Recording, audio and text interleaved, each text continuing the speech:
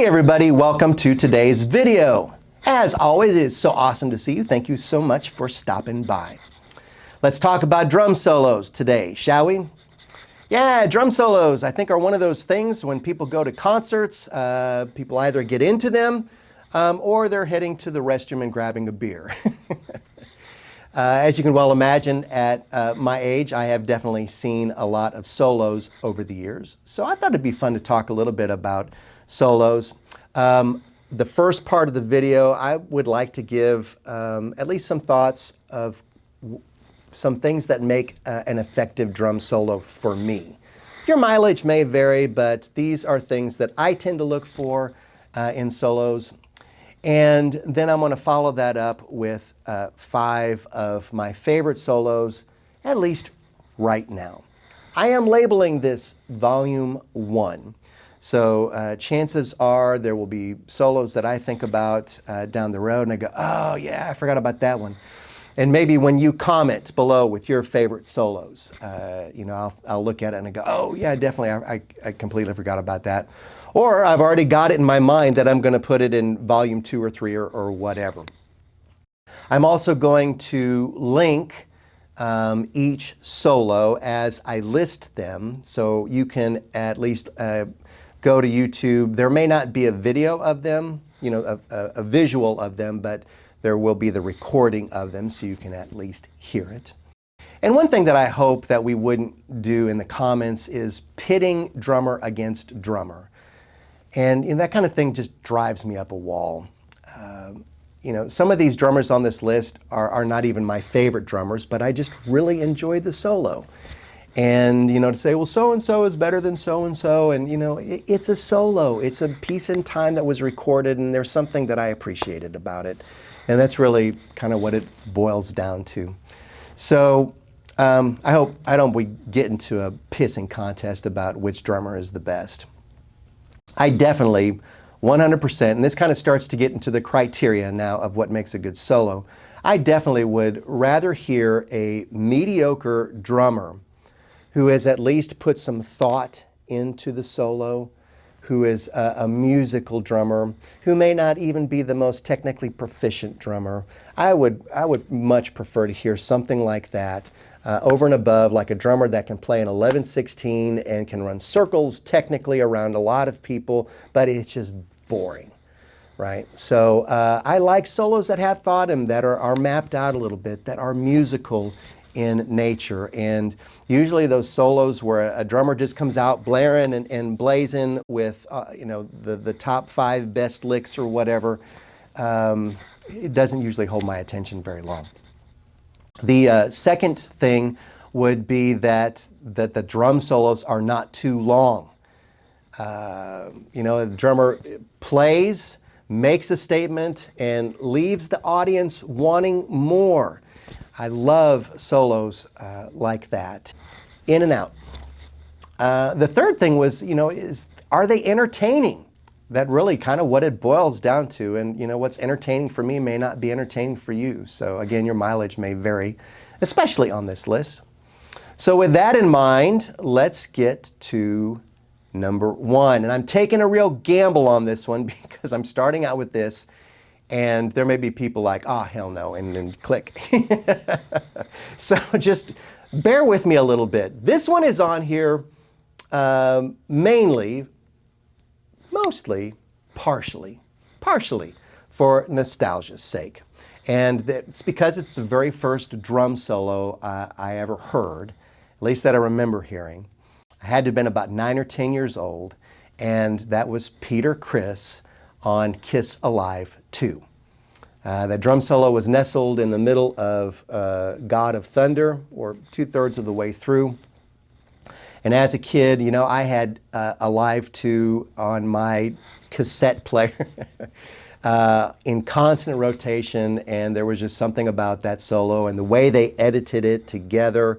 It's not a very long solo, and I'm sure that that's by design with the editing, but it was melodic.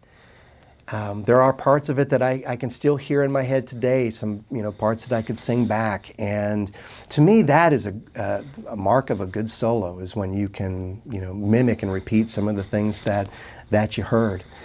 I also enjoyed, Peter did have a tribal swagger about him. He was a huge Gene Krupa fan, and that is evident in some of the things that he plays. And also, too, that was the first time as a kid that I had ever heard somebody putting a flanger or a phaser, I'm not sure which of the effect, maybe both, on the snare drum near the end. And as a kid, I was like, whoa, what is that? How is he doing that? Just not having a clue. But anyways, a memorable solo in my book. So again, Peter Criss, Alive 2 in the God of Thunder song.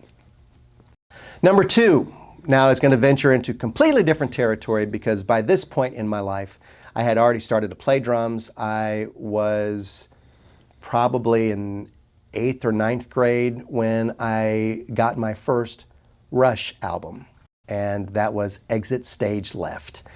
And the solo on there by Neil Peart is still one of my favorite solos. Incidentally, I mentioned Neil Peart in a past video, and I had some people try to correct me on the pronunciation. And I would say in return, it is Peart. Do some research on it, and you'll find that I'm right about this. I said Peart for many years until I discovered otherwise. So anyways, Neil Peart. Exit Stage Left. Here's the link here for it. Some of the things that I remember when I first heard it, and what struck me the most was the solo started out with a lot of snare rolls, rudiments. Just kind of was, some of the things that I was learning at the time on snare, and just hearing the technical proficiency of that. And he also utilized his entire kit. There was a section where he was on the upper register with some of the concert toms and stuff, and then he was on the lower section.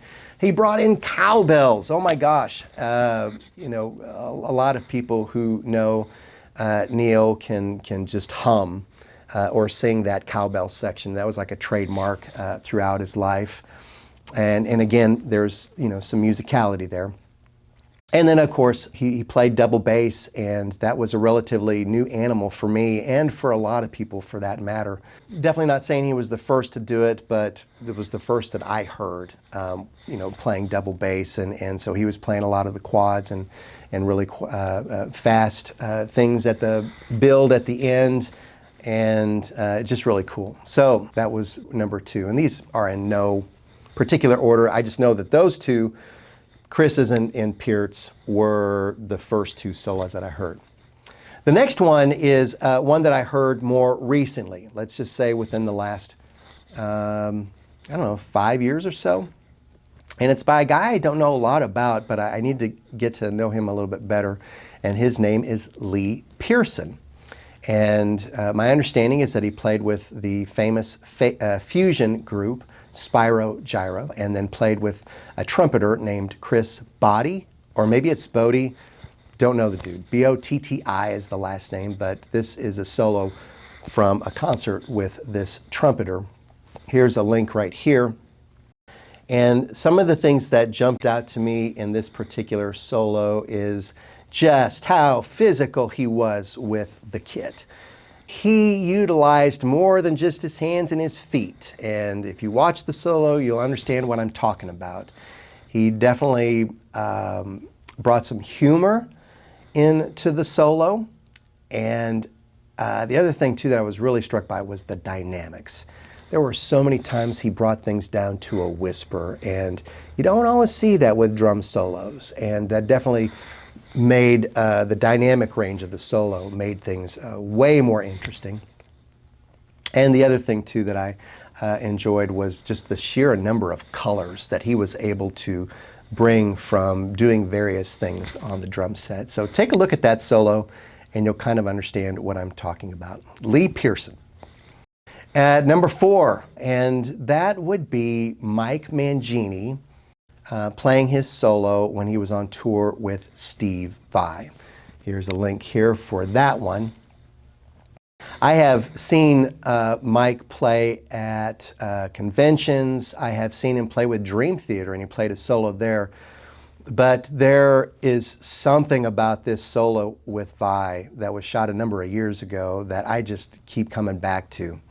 Again, one of those solos that he uses a lot of his body. His facial expressions in this are half of the solo. They're so good and so well placed.